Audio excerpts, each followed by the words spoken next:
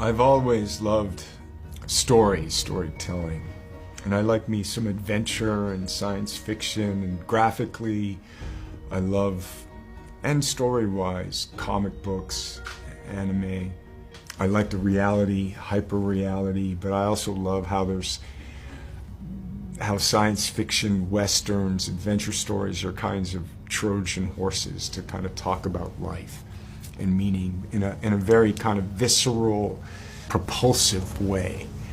You know, I like hard-boiled and noir, and I like loneliness and suffering and overcoming and searching and meaning. Reading a book, a story, was really such a wonderful pleasure, and still is. Going into other worlds, other thought, you know, there's nothing like a good story. When you see the wordsmithing that affects you, it's one of the great pleasures of being alive. When you find a novel that you love,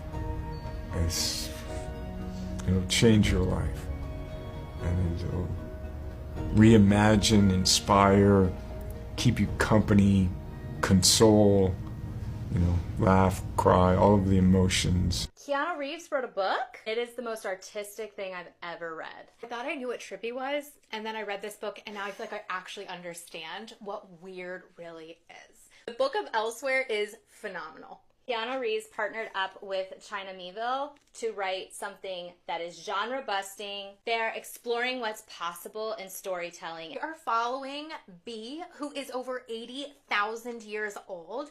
Not only are you in the future, but you're going back to people who have experienced life with him. This story really delves into who is he, what is he, why is he being hunted, does he deserve to survive? You're gonna see like creatures you've never seen, Frankensteins. Heck is going on? Underground cave cults. I loved the imagination. I'm just so proud of these guys. There's three kind of branches of this story. The first branch is like what's being told in the present, and it follows a very traditional narrative style. It's like third person, past tense. Here's B, here's what he's doing with this military task force. Then you're being given flashbacks of like experiences in his life that give you insight as the reader into him, but those are told in this fragmented, disjointed, stream of conscious, second person narration style, as if you, the reader, are B. It really gets you viscerally into his experience.